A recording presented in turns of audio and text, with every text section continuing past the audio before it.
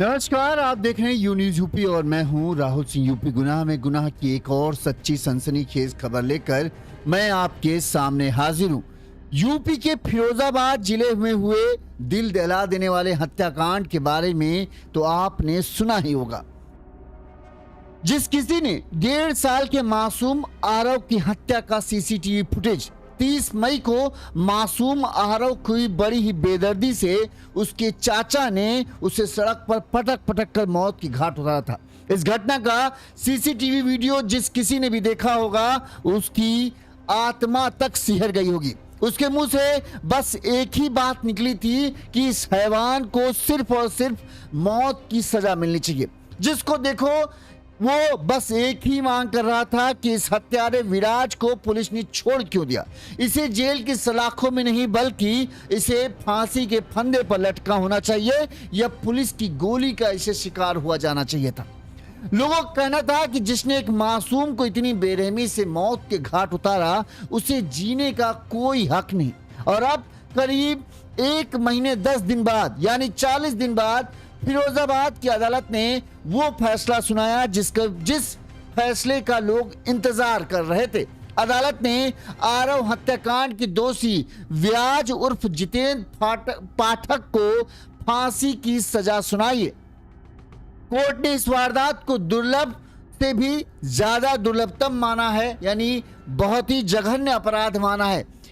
Court ने इस अपराध को जघन्य अपराध मानते हुए कहा कि यह सिर्फ एक बच्चे की हत्या नहीं बल्कि रिश्तों और इंसानियत पर सबसे बड़ा हमला था।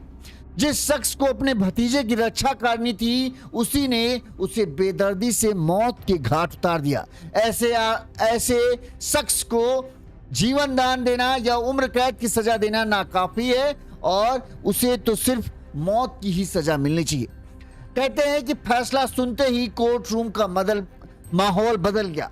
जिस बेदर्दी से विराज ने मासूम बच्चे को मासूम आरव को पटक पटक कर मौत की घाट उतारा था, जब कोर्ट ने उसे फांसी की सजा सुनाई तो विराज पाठक जो है वो फूट फूट कर रोने लगा।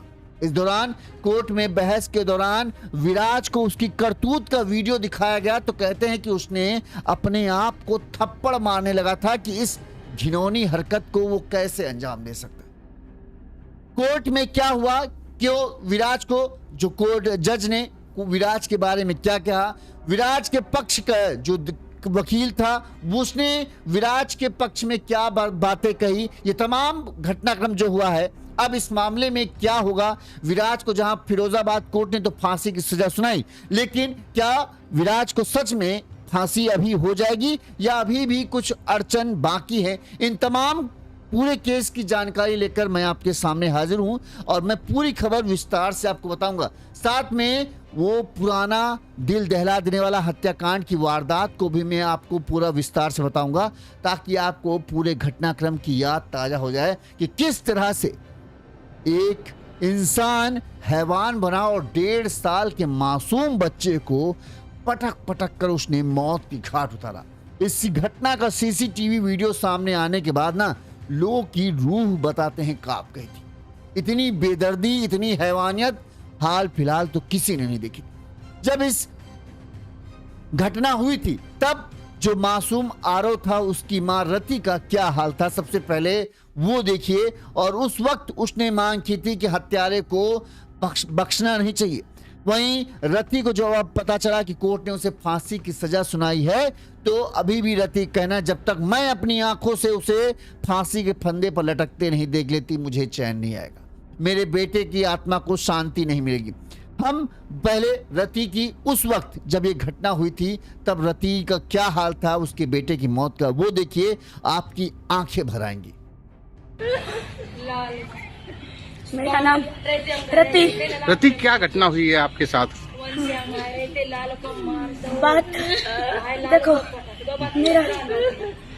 मेरा बच्चा 1.5 साल का है। मेरे ससुराल वाले रखते नहीं है, बहुत मारा मुझे, बांध के मारा, बहुत बीमार थे हम। मेरी मम्मी हमें ले आई हमने फोन किया, चुपचाप ले आई। की हालत में छोड़ा था। फिर उनके बुआ का लड़का मेरे पास फोन करता रहा। हम रिश्ता देखते रहे, मेरा देवर है, उस जरिए से हम बात करते रहे। फिर बोला हम मिलने आ रहे हो। वो आया, हमसे बोला शादी कर लो। हमने कहा नहीं, मेरे पास एक बच्चा है ना। तो यहाँ पे मिलने आया, बाबू से बोला बाबू चलो टॉफी खाने चल रहे हैं। मैंने बाबू दे दिया। मैंने कहा अपना ही तो बाहर ही तो ले जा रहा है। उसी ने बोला छोटे से बच्चे से कि तुम चले जाओ साथ में, तो बोला कि वो इधर ही तो गए हैं भैया। मैंने इसको भी नहीं भेजा, मैंने जा रहा है जाने दो। उसने ऐसे मारा मेरे बच्चे का पूरा गर्दन ऐसे झूल रहा है। क्या धरती पटक दिया, क्या किया ऐसा? कहाँ पर पटका, किस जगह पर? मुझे खुद नहीं नहीं पता। क्या नाम है उनका जिनने पटका है? विराज और जितेंद्र पाठक। ये कौन है आपके? मेरी बुआ सास का लड़का। उन्होंने हत्या की है बच्चे की। हाँ। आप उनके यहाँ आई थी? इस खबर के बारे में जब हमने दिखाया था अपने यहाँ, जब ये घटना हुई थी, तब कई लोगों ने मुझे फोन किया और कहा कि भैया अब हमको अपन जिनके छोटे बच्चे थे उनको कहना था कि हमको अपना बच्चा किसी को देने से डर लगता है। इस घटना के बाद से उनको किसी पर भी भरोसा नहीं रह गया और वो किसी भी रिश्तेदार को अपना बच्चा देने की हिम्मत नहीं कर पा रहे हैं। इस घटना ने उनके भरोसे को इस तरह चकनाचूर किया था। हर किसी को मांग यही थी कि जिस तरह से इसने बच्चे को पटक कर मारा है, इसी तरह से इसे भी ऊपर किसी बिल्डिंग से बार बार पटका जाए, तब तक इसकी मौत ना हो जाए। वहीं जब पुलिस ने इसे गिरफ्तार किया तो मुठभेड़ के बाद ही गिरफ्तार किया था। दोनों पैरों में विराज की गोली लगी थी पुलिस की, जिसके बाद ये घायल हुआ था। फिर पुलिस ने इसे गिरफ्तार किया था। तो लोगों का कहना था कि इसके पैर में क्यों गोली मारी गई, इस हैवान दरिंदे को जीने का कोई हक नहीं, इसके सीने में सीधे गोली मारनी चाहिए थी। जब से विराज गिरफ्तार हुआ था तब से लोगों की एक ही मांग थी कि इसको सिर्फ और सिर्फ मौत की सजा मिलनी चाहिए, इसके अलावा कुछ नहीं। लोगों की ये पुकार, लोगों की ये मांग कोर्ट ने भी समझी और फिरोजाबाद कोर्ट ने 1.5 साल के बच्चे आरव के हत्यारे विराज को फांसी की सजा सुनाई है। ये कल खबर आई है। विराज ने बच्चे को जमीन पर 8 बार पटक कर मार डाला था। वो एक तरफा प्यार में बच्चे की मां से शादी करने की जिद कर रहा था। बच्चे की मां के शादी करने से मना करने के बाद विराज ने गुस्से में आकर इस पूरी हैवानियत को अंजाम दिया था। शुक्रवार को कोर्ट ने 2:45 पर अपना ये फैसला सुनाया। बच्चे की हत्या 30 मई को शिकोहाबाद थाना क्षेत्र में हुई थी, जिसका सीसीटीवी वीडियो भी सामने आया था। इसमें विराज बच्चे की हत्या करते हुए साफ साफ दिखता है। पुलिस ने हत्यारे के दोनों पैरों में गोली मारकर उसे गिरफ्तार किया था। इस मामले के जज जो थे, फिरोजाबाद जिला जज डॉक्टर बब्बू सारंग ने अदालत ने आरव हत्याकांड को रिश्तों को कलंकित करने वाली दुर्लभ से दुर्लभतम वारदात मानी। जिला जज डॉक्टर बब्बू सारंग ने कहा कि अपने फैसले में उन्होंने लिखा कि इस बर्बरता ने समाज के पारिवारिक ताने बाने को हिला कर रख दिया है। अगर ऐसे नर पिशाच के प्रति नरम रुख अपनाया गया तो समाज का करीबियों और रिश्तेदारों से भरोसा ही उठ जाएगा। साथ ही कोर्ट ने माना कि यदि दोषी को फांसी से कम सजा दी जाए तो जेल से बाहर आने के बाद मृतका की मां रति और उसके परिवार की जान के लिए खतरा भी ये बन सकता है। अदालत ने अपने आदेश में विशेष रूप से रेखांकित किया कि दोषी जितेंद्र पाठक उर्फ विराज पाठक रिश्ते में पीड़ित बच्चे का चाचा लगता था, जिसका पहला कर्तव्य अपने भतीजे की रक्षा करना था। लेकिन उसने रति को पाने के लिए अपनी हवस में अंधे होकर उसने 1.5 साल के मासूम बच्चे आरव को पटक कर मार डाला। उसकी नजर में वो मासूम बच्चा उसकी शादी में रोड़ा बन रहा था, इसलिए उसने उसकी मां की गोद से, जो बच्चा अपने मां की गोद में खिलखिला रहा था, उस बच्चे को मां की गोद से लिया और फिर उसके साथ हैवानियत की हदें पार कर दी। अदालत ने सीसीटीवी फुटेज को साक्ष्य मानकर अपना आदेश दिया। जितेंद्र की क्रूरता सामान्य इंसानी व्यवहार से परी थी। उसने मासूम आरव को लगातार 6 बार जमीन पर पटका। इसके बाद भी जब उसका दिल नहीं पसीजा तो उसने बच्चे को उठाकर जांचा कि वो मरा है या जिंदा है। जब उसे लगा कि मासूम की सांसें अभी भी चल रही हैं तो उसने 2 बार उसे फिर से पूरी ताकत के साथ कंक्रीट पर पटक कर मारा, जिससे बच्चे ने दम तोड़ दिया। ये कोई आवेश में आकर किया गया अपराध नहीं था, बल्कि सोच समझकर योजना बनाकर किया गया जघन्य निर्मम हत्याकांड था। इस बारे में कोर्ट ने यही कहा। ट्रायल के दौरान जब कोर्ट में जिरा चल रही थी तो विराज के वकील ने दलील दी कि विराज पाठक उर्फ जितेंद्र जो है वो मानसिक रूप से बीमार है और 2018 में छत से गिरने के बाद उसका मानसिक संतुलन ठीक नहीं रहता। इसके साथ ही वो जब इस घटना की उसने वारदात को अंजाम दिया तब वो नशे में था। हालांकि कोर्ट ने बदायूं से आए विराज के सगे भाई मुनीश पाठक से पूछा कि तुम अपने भाई का कुछ बीमारी या पागलपन का सर्टिफिकेट पेश करो, तो वो ये नहीं दिखा पाए। इसके बाद अदालत में स्क्रीन पर वो सीसीटीवी फुटेज चलाया जिसमें विराज मासूम बच्चे को पटक पटक कर मार रहा है। जब वो इस वीडियो चलता है तो विराज जो है अपनी करतूत को देखकर खुद ही इतना शर्मिंदा होता है कि अपने चेहरे पर थप्पड़ मारने लगता है और फूट फूट कर रोने लगता है। अदालत की नजर में विराज का यह पछतावा बता रहा था कि वो कोई मानसिक तौर पर बीमार नहीं है, क्योंकि उसे एहसास था कि उसने कितना घिनौना काम किया है और एक इंसान ये काम नहीं कर सकता, इसीलिए उसे पछतावा हो रहा है। वहीं जब ये फैसला आया तो आरव की मां रति शर्मा ने फैसले पर कहा कि जिस बेरहमी से उस दरिंदे ने मेरे 1.5 साल के मासूम बेटे को सड़क पर पटक पटक कर मार डाला है, उसे देखकर मेरा कलेजा फट गया था। अदालत ने उसे फांसी की सजा सुनाकर न्याय तो किया है, लेकिन मेरी आत्मा को शांति तब मिलेगी जब हत्यारे विराज को मेरी आंखों के सामने फांसी के फंदे पर लटकाया जाएगा। माँ रति का कहना, जब ये फैसला आया तो वो रो फिर से उदास हो गई। उसका यही था कि फैसले से कुछ नहीं होगा जब तक वो अपनी आंखों से विराज पाठक को फांसी के फंदे पर लटका हुआ नहीं देखेगी, तब तक उसको शांति नहीं मिलेगी। वहीं अब इस मामले में क्या होगा उसको भी हम आपको बता देते हैं। हाँ, फिरोजाबाद सत्र न्यायालय द्वारा जितेंद्र पाठक उर्फ विराज को मौत की सजा सुनाए जाने के बाद अब इस मामले की कानूनी फाइल जो है इलाहाबाद हाई कोर्ट का रुख करेगी। कानूनी विशेषज्ञों के अनुसार सत्र न्यायालय द्वारा दी गई फांसी की सजा को तब तक अमल में नहीं लाया जा सकता जब तक उच्च न्यायालय उस पर अपनी अंतिम मुहर न लगा दे। इसके लिए नियमानुसार 30 दिन के भीतर इलाहाबाद हाई कोर्ट में जो ये विराज के लोग हैं उनको अपील दाखिल करनी होगी। यदि इलाहाबाद हाई कोर्ट से भी विराज को फांसी की सजा दी जाती है तो उत्तर प्रदेश के कुछ चुनिंदा जेल हैं जिनमें फांसी की सजा दी जाती है। उनमें से मेरठ जेल में जो है फांसी घर में विराज को फांसी की सजा दी जाएगी, ये कहा जा रहा है। यानी अभी फांसी की सजा सुनाई तो गई है, लेकिन अभी विराज को फांसी मिलने में कुछ समय बाकी है।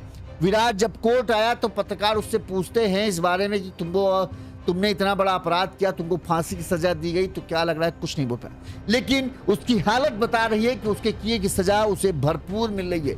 दोनों पैरों में इसकी गोली लगी थी, जिसके बाद ये लंगड़ा रहा है, बैसाखी के सहारे चलता है, अपने बैसाखी के बिना चल भी नहीं पाता है। कहते हैं कि जब इस फैसले की खबर विराज के घर यानी सिविल लाइन थाना क्षेत्र के शेखपुर स्थित बदायूं में इसके घर पहुंचती है तो उसके घर पर सन्नाटा छा गया।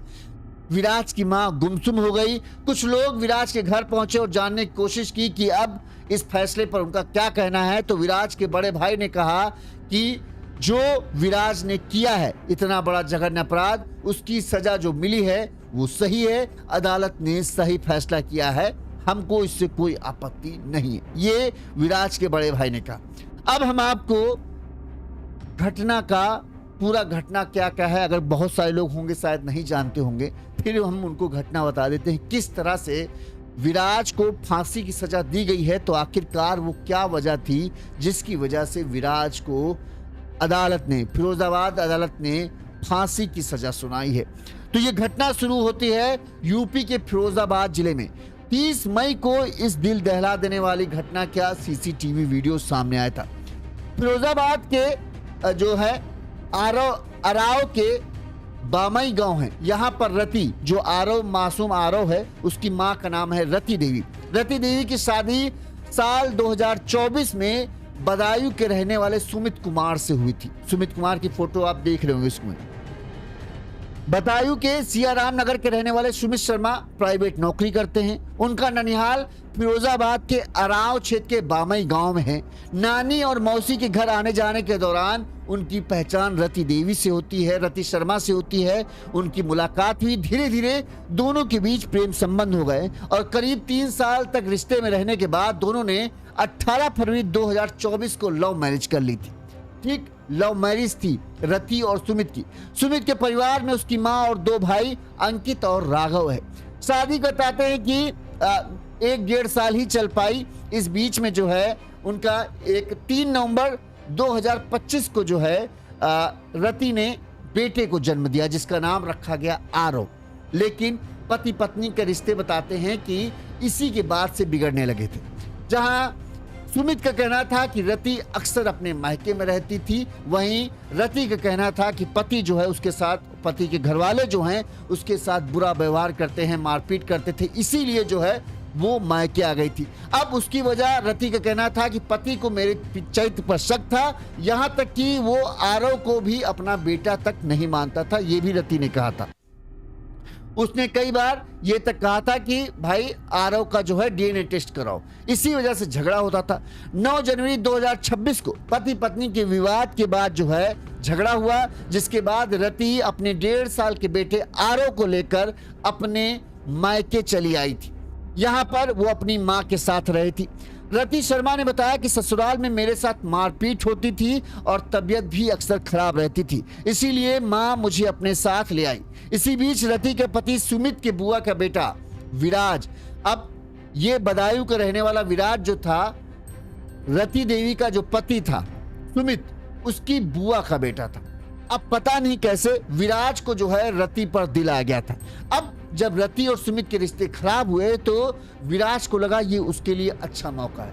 विराज ने रति के साथ दोस्ती बढ़ानी शुरू की और विराज ने रति को इस तरह से धोखे में लिया कि हम तुम्हारी, जो हमारा भाई है, बुआ का जो मामा का लड़का है, उसके साथ तुम्हारे रिश्ते तोड़ने में मदद करेंगे, यानी तुमको तलाक दिलाने में मदद करेंगे, और हम जो है कोर्ट में तुम्हारे पक्ष में गवाही देंगे कि रति, जो सुमित का परिवार है, वो तुम्हें परेशान करता है।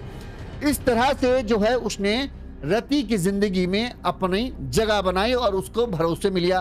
फोन कर हालचाल जानता, बातचीत करता, घर के बारे में बताता, जिसकी वजह से रति को लगा कि विराज जो है ये उसकी मदद करेगा और इसकी मदद से जो है वो अपने पति और उसके ससुराल वालों से छुटकारा पा लेगी। विराज ने बताते हैं कि पहले तो रति के पति के खिलाफ कानूनी कार्रवाई में मदद का भरोसा दिया, विश्वास जीता और बाद में सीधे रति के सामने शादी का प्रस्ताव रख दिया। रति चूंकि एक शादी कर लव मैरिज करने के बाद वो भुगत चुकी थी, लिहाजा अब रति कहना था कि वो शादी नहीं करेगी। अब वो अकेले ही अपने बच्चे का देखभाल करेगी और अपने बच्चे का पालन पोषण करेगी, लेकिन अब वो किसी रिश्ते में नहीं जाएगी। जब रति ने विराज का प्रस्ताव ठुकराया तो मुझे अंदाजा नहीं था कि जो विराज है वो किस कदर या किस हद तक रति को एक तरफा चाहने लगा है और अब उसके बिना वो कुछ भी सोचने की हालत में नहीं है। ये कहने का मतलब उसने अपने दिल ही दिल में रति को अपना सब कुछ मान लिया था। कहते हैं शनिवार यानी 30 मई को रति अपनी मां पिंकी देवी के साथ पति पर केस दर्ज कराने के सिलसिले में कानूनी राय लेने के लिए शिकोहाबाद में एक वकील के पास मिलने आई थी। इस दौरान रति, उसकी मां और उसके 1.5 साल के बेटा उसके साथ था। यहाँ पर वकील से मिलने के बाद शाम हो गई और जो शिकोहाबाद थाना क्षेत्र का यादव कॉलोनी है, इसी में रति की मां की सहेली पुष्पलता जो है उनका घर था। पुष्पलता का हाल ही में हादसा हुआ था, लिहाजा जो है ये लोग पुष्पलता के पास आ जाते हैं कि चलो उसको देख भी लेंगे और वहीं पर रुकते हैं, तब तक शाम हो चुकी है। तो वो वहां पर रति देवी, उसकी माँ और 1.5 साल का बच्चा लेकर जो है वहां पर पहुंच जाती है। इस दौरान जो है शनिवार को 3 बजे करीब विराज ने रति को फोन किया। बातचीत के दौरान उससे पूछा कि वकील से बातचीत हुई, क्या हुआ, कैसा हुआ, इस तरह से बातचीत करके उससे बहाने से उसने ये पूछ लिया कि वो कहां पर है। तो रति ने बता दिया कि वो फिर सिकोहाबाद में यादव कॉलोनी है, उसकी मदर की एक फ्रेंड है पुष्पलता, उनके घर पर ही। इस पर पता नहीं कैसे विराज कुछ ही घंटे बाद वहां पर पहुंच गया। यहां पर उसने एक बार फिर से रति के सामने अपने प्रस्ताव को दोहराया। उसने रति को कहा कि तुम्हारा पति से तलाक हो ही जाएगा, ऐसे में तुम और तुम्हारे बच्चे को सहारे की जरूरत होगी, और तुम अगर मुझसे शादी कर लोगी तो तुम्हारा और तुम्हारे बच्चे का मैं खूब ख्याल रखूंगा और तुम्हें किसी चीज की कमी नहीं होगी। लेकिन रति ने फिर से वही जवाब दिया कि नहीं, मुझे अभी शादी के बारे में नहीं सोचना है, पहले मेरा एक बार तलाक हो जाने दो, फिर हम देखेंगे, अभी बहरहाल मुझे शादी करने का कोई विचार नहीं। अब एक बार फिर से शादी का प्रस्ताव ठुकराने के बाद विराज जो है अंदर ही अंदर बौखला जाता है, क्योंकि रति का जवाब यही था कि मेरा 1.5 साल का बच्चा है, मुझे किसी पर वो नहीं है, मैं अपने बच्चे के चलते जो है मुझे अपने बच्चे की अच्छे से परवरिश करनी है, उसे पढ़ाना लिखाना है, और अब मैं सब कुछ जो है अपनी जिंदगी जो अपने बच्चे पर निछावर करूँ। तो रति की बात से विराज को ये लगा कि रति बच्चे के चलते जो है उससे शादी नहीं कर रही।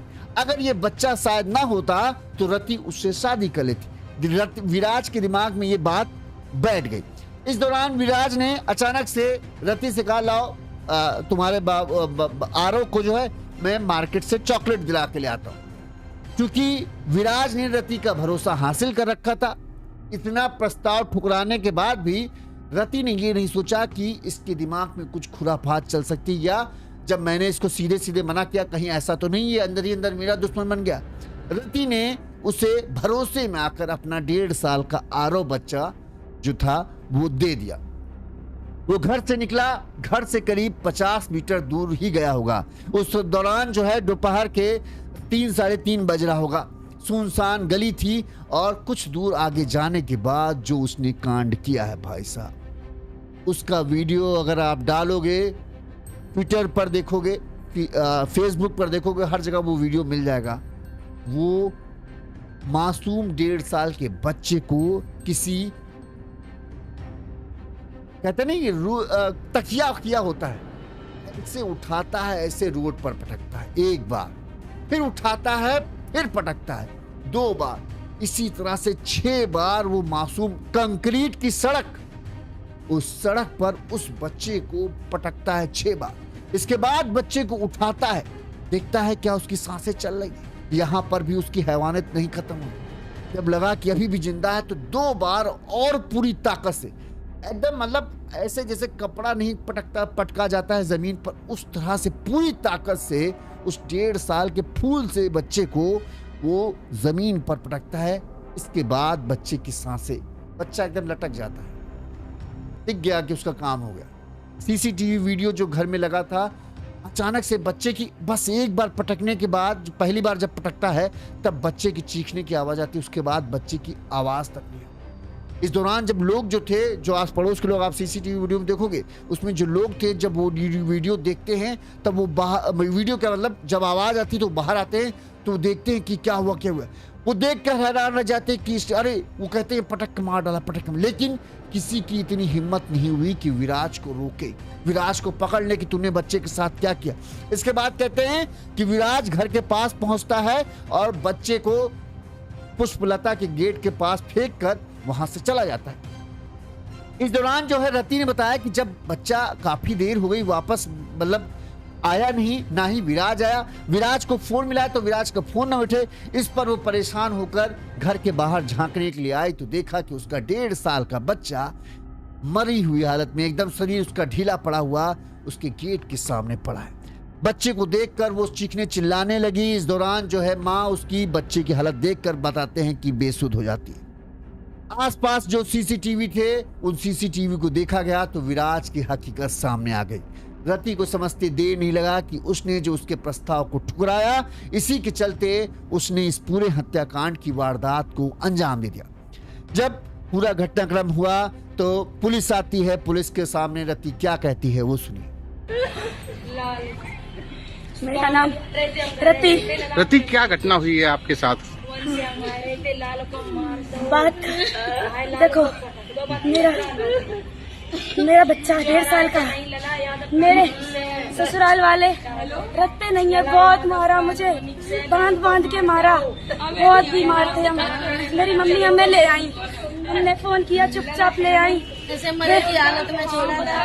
फिर उनके बुआ का लड़का मेरे पास फोन करता रहा, हम रिश्ता देखते रहे, मेरा देवर है, उस जरिए से हम बात करते रहे। फिर बोला हम मिलने आ रहे हैं, वो आया, हमसे बोला शादी कर लो। हमने कहा नहीं, मेरे पास एक बच्चा है ना। तो यहाँ पे मिलने आया, बाबू से बोला बाबू चलो टॉफी खाने चल रहे हैं। मैंने बाबू दे दिया, मैंने कहा अपना ही तो बाहर ही तो ले जा रहा है। मौसी ने बोला छोटे से बच्चे से कि तुम चले जाओ साथ में, तो बोला कि वो इधर ही तो गए हैं भैया।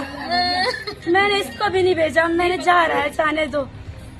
उसने ऐसे मारा मेरे बच्चे का पूरा गर्दन ऐसे झूल रहा है।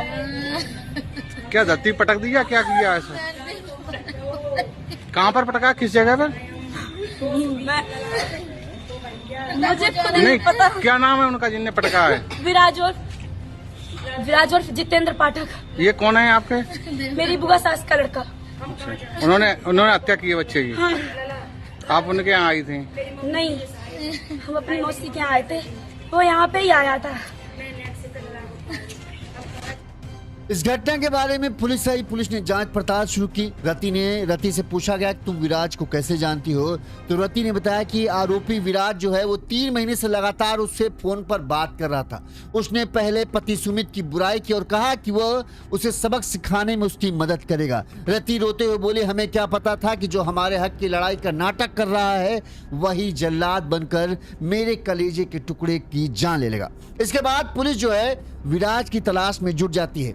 शनिवार को रात में ही पुलिस को सूचना मिली कि जो विराज है वो बूढ़ा भरथरा मोड़ के पास घूम रहा है और वहां से भागने के पास फिराक में। पुलिस ने मौके पर पहुंचकर उसे रोकने की कोशिश की तो बताते हैं कि उसने पुलिस पर फायरिंग शुरू कर दी। आत्मरक्षा ने पुलिस में भी गोली चलाई, जिसमें विराज के दोनों पैर में पुलिस की गोली लगते ही वो गिर पड़ा। इसके बाद पुलिस ने विराज के पास से एक 315 बोर का तमंचा, 2 खोखा कारतूस और 5 जिंदा कारतूस भी बरामद किए। घायल आरोपी विराज को जिला अस्पताल में भर्ती कराया गया, जहां पर उससे पूछा गया कि उसने इस पूरे हत्याकांड की वारदात को क्यों अंजाम दिया। तो उसने कहा कि महिला जो है, जो रति है, वो उस पर शादी करने का दबाव बना रही थी, लेकिन वो उसको उसके बच्चे के साथ स्वीकार नहीं कर सकता था। इसी बात को लेकर जो है बहसा बहसी हुई और जिसमें वो बार बार यही कह रही थी कि सब कुछ हो जाएगा, तुम परेशान मत हो और तुम बच्चे को भी संभाल लोगे, हमको भी संभाल लोगे। लेकिन मैं साफ रति को कह रहा था मैं ऐसा नहीं कर पाऊंगा, मेरे घर वाले इस बात के लिए स्वीकार नहीं होंगे। और इसी दबाव के चलते, इसी तनाव के चलते मुझे यह था कि रति अपने बच्चे को छोड़ेगी नहीं और बच्चा जब तक है तब तक हमारी शादी भी नहीं हो पाई। और इसी गुस्से में आकर जो है मैंने बच्चे की हत्या कर दी। जब अस्पताल में विराज था तो उस दौरान विराज से जब पत्रकारों ने पूछा कि तूने ऐसा क्यों किया तो उसने क्या कहा वो भी सुनिए। क्यों मारा था बच्चे को?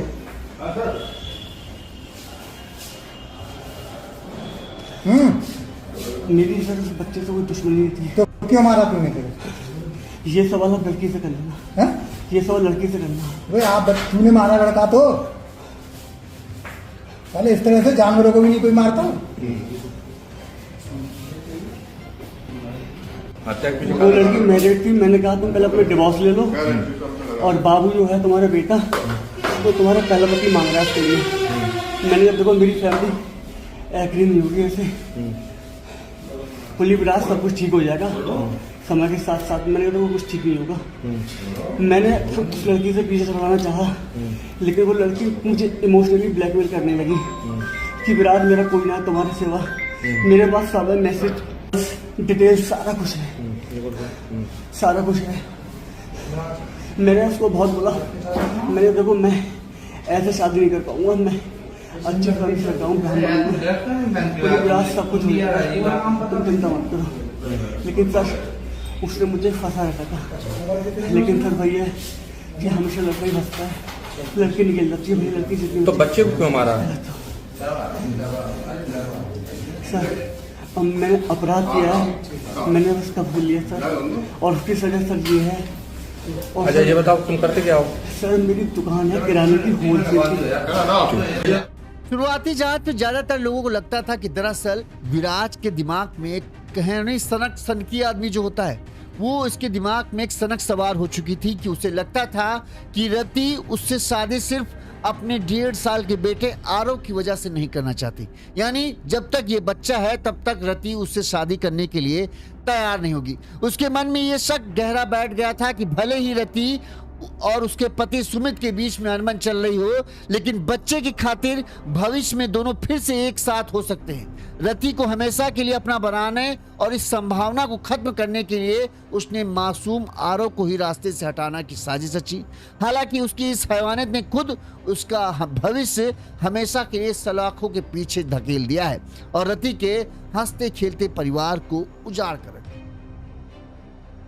आरव जो विराज था उसको लगता था कि चूंकि इनका रिश्ता टूटने वाला था, अब रति को ये पता नहीं, शायद हो सकता है पहले से ही इतना चाहने लगा, अचानक से कैसे चाहने लगा ये समझ में नहीं आता, लेकिन हो सकता है शादी में ही जब विराज ने रति को देखा हो तो उसे वो भाग गई होगी। ठीक इस दौरान उसे पता चला कि इनके रिश्ते अच्छे नहीं चल रहे हैं, तो उसे लगा ये मेरे लिए एक मौका है।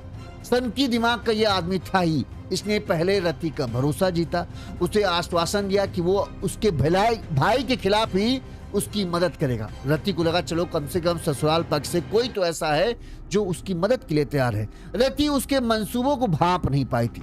अच्छा, गलती यहाँ रति से ये हो गई कि जब उसने शादी का प्रस्ताव दिया तब रति को समझ जाना चाहिए था कि ये आदमी ठीक नहीं है, इसकी नीयत ठीक नहीं है, इसके दिमाग में कुछ और चल रहा है। हो सकता है ये आगे चलकर कुछ बड़ा करे। एक बार नहीं, 2 बार नहीं, कई बार उसने रति को शादी का प्रस्ताव दिया। हर बार वो यही कहता कि अब तुम्हारे पति से तलाक हो जाएगा, फिर तुम और तुम्हारे बच्चे की देखभाल कौन करेगा?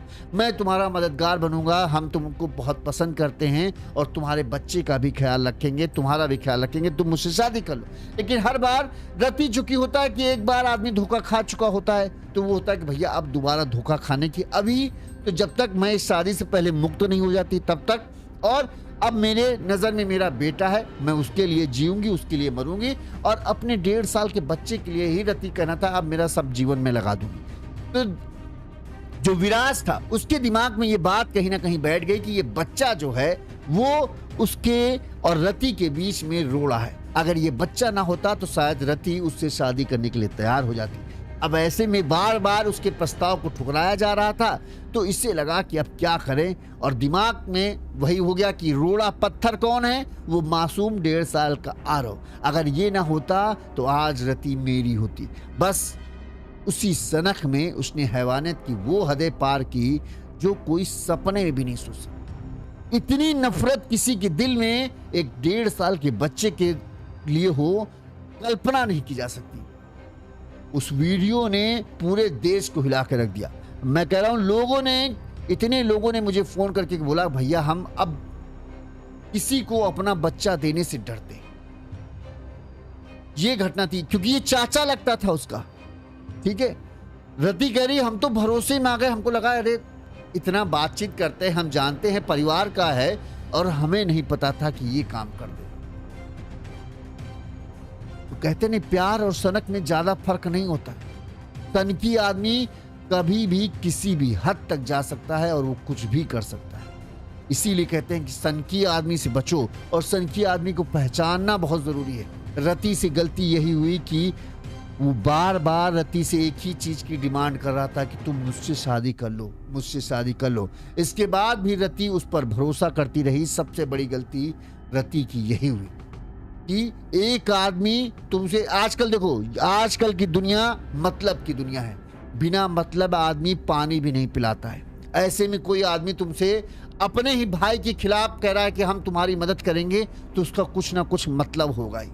तुमको पहले ही उस मतलब को भांपना चाहिए था। अच्छा तुम चलो नहीं भाग पाए, उसने तुम करीब 3 महीने से वो मुझसे बातचीत कर रहा था, ठीक, 3 महीने से लगातार वो शादी का प्रस्ताव तुम्हें दे रहा था, लेकिन तुम उसके प्रस्ताव को ठुकरा रही थी। तुम ये नहीं समझे कि आजकल के आशिक किस तरह के होते हैं। वो लड़की के नाम मुंह से सिर्फ हाँ ही सुनना चाहते हैं। अगर कोई लड़की ना सुन दे कर दे और लड़का एक तरफा आशिक दीवाना बना हो तो वो फिर या तो लड़की को मार डालता है या फिर किसी भी हद तक जा सकता है। रति ने वहां पर भी ध्यान नहीं दिया और फिर देखो उसने क्या किया। अच्छा अस्पताल में उसने ये कहा कि रति भले ही मान नहीं कि हमारे बीच कुछ नहीं था, हमने हमेशा उसके प्रस्ताव को ठुकराया, लेकिन उसका कहना था कि रति और हमारे बीच में प्रेम संबंध था, ठीक, लेकिन शादी के लिए वो राजी नहीं हो रही थी। वो हम पर दबाव बना रही थी कि हम दोनों यानी रति और बच्चे दोनों को स्वीकार करना पड़ेगा। मैं था कि मैं बच्चे को स्वीकार नहीं कर सकता, तुम बच्चे को अपने माँ के पास दे दो, मैं तुमसे शादी करने के लिए तैयार हूं। और इसी जद्दोजहद में जो है मैं मानसिक तनाव में आ गया और फिर मैंने, चूंकि मुझे लगा कि बच्चा ही सारी समस्या का जड़ है, तो मैंने उसे ही मौत के घाट उतारने का फैसला किया और इसीलिए मैंने उसे मार डाला। ये बात उसने कही। अब जो सच है वो बहरहाल बात किया, लेकिन ये बड़ी बात है कि फिरोजाबाद कोर्ट ने इस हत्यारे को जो है फांसी की सजा सुनाई है और उम्मीद करते हैं कि जल्द से जल्द इसे इस केस किए की सजा मिले। अभी ऐसा ना हो कि मामला टाल मटोल में चला जाए। अभी तो जिला कोर्ट से ही इसे फांसी की सजा दी गई है। अभी हाई कोर्ट है, हाई कोर्ट में जाएगा, वहां पर पैरवी की जाएगी कि नहीं की जाएगी, ये सब तमाम बड़ी बातें हैं। वहां से जब मोहर लग जाएगी कि नहीं फांसी होनी चाहिए, तब कहीं जाकर इसे फांसी की संभावना बढ़ जाएंगी। इसके बाद भी सुप्रीम कोर्ट भी है, सुप्रीम कोर्ट भी जाया जा सकता है, फिर राष्ट्रपति के पास भी जाया जा सकता है। कहीं ऐसा ना हो कि जैसे 40 दिन में इस पूरे मामले का फैसला आया, इसी तरह से इस मामले में फटाफट होना चाहिए। 2026 खत्म नहीं होना चाहिए, उससे पहले मैं ये चाहता हूं कि ये शख्स फांसी के फंदे पर लटका दिया जाए। ऐसा ना हो कि अब यहाँ हाई कोर्ट गए तो 4-6 साल वहां पर लटक रहा है मामला, फिर सुप्रीम कोर्ट गया फिर वहां 3-4 साल लग रहा है, फिर राष्ट्रपति के पास गया तो फिर वहां लटक रहा है। ऐसा ना हो, इस साल खत्म होने से पहले इस हैवान को फांसी की सजा मिले, तभी लोगों को सुकून मिलेगा, तभी लोग रिश्तों पर भरोसा कर पाएंगे, वरना लोगों का भरोसा तो वाकई में टूट गया है। अब हर आदमी बच्चा देता है अपने किसी को तो उसको एक डर लगा था, यार कहीं इससे हमारा कोई पुराना झगड़ा तो नहीं, भले ही ये हमारा रिश्तेदार है, किसी बात हमारी कोई ऐसी बात इसे बुरी तो नहीं लगी, कहीं ऐसा कुछ ना कर दे हमारे बच्चे के साथ। लोग किसी को अपना बच्चा देते वक्त पहले ये सब बातें सोच रहे हैं कि हमने कभी कुछ इसको कहा तो नहीं, कभी मेरी कोई ऐसी बात इसको बुरी तो नहीं लगी, कभी हमारा कोई झगड़ा तो नहीं हुआ, कहीं कुछ ये करना दे। तो लोगों के मन में इस खबर के बाद इतना डर बैठ गया था। एक माँ ने मुझे फोन किया कि भैया हमारा 1.5 साल का बच्चा है, हमको अब ये खबर देखने के बाद हमको डर लगता है कि हम अपने बच्चे को किसी को दें तो हमारा दिल ही बैठा रहता कहीं कुछ हो ना जाए, जब तक हमारा बच्चा वापस सही सलामत नहीं आ जाता।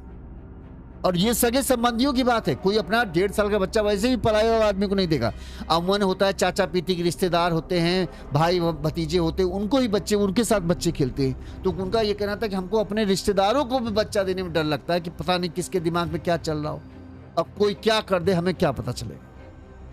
बहरहाल एक बहुत सही फैसला हुआ, बहुत तेजी के साथ हुआ, 40 दिन में इस मामले में फैसला आया। उम्मीद करते हैं कि और जल्दी इस पूरे मामले में हो और जल्द से जल्द ये विराज पाठक को फांसी की सजा मिले, तब लगेगा कि हाँ इंसाफ पूरा हुआ। इस खबर पर आपकी क्या राय है हमें कमेंट करके जरूर बताइए। इसी तरह से तमाम बड़ी खबरें हम अब तक पहुंचाते रहेंगे। देखते रहिए यूनिज यूपी। नमस्कार।